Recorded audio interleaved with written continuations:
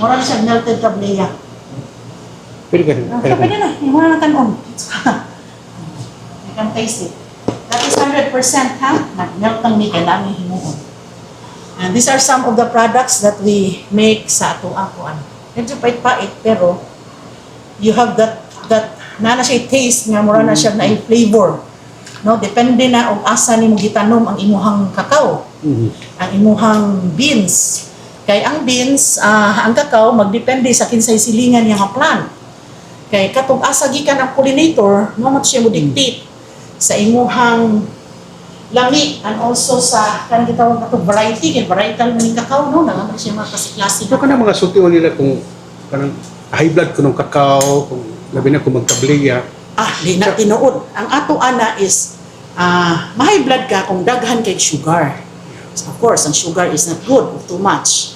But kung mo inom ra jud kag kakao, kaning atong tableya diluted with water or low fat milk.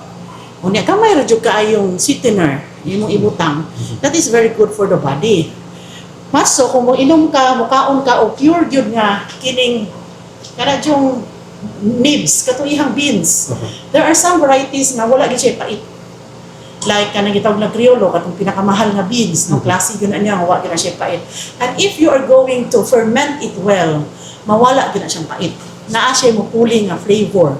Like kung ang imuhang cacao area nag-surround siya og daghang limonsito baron. Na siya something citrusy na flavor. Kung naa siya underneath sa nuts, na siya nutty na flavor. So magdepende siya og unsay iyahang environment.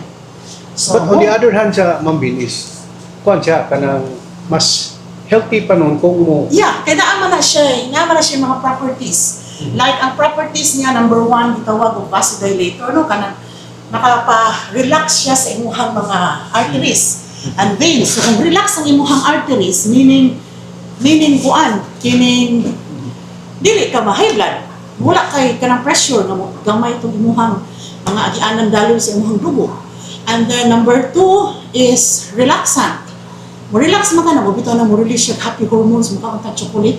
Nga na-in-love ba yung ta? Mo man na siya, happy hormones man na. And then, makabaayo sa kutis.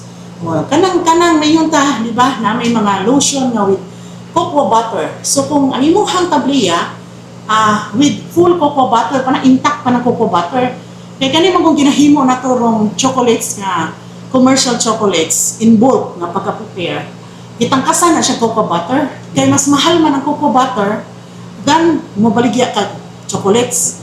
Kaya cocoa butter no, nasa bubukapin ang ihang kilo. So, and this cocoa butter, mo ni i-mix nimo to make soap, mga lipstick, mga lotion.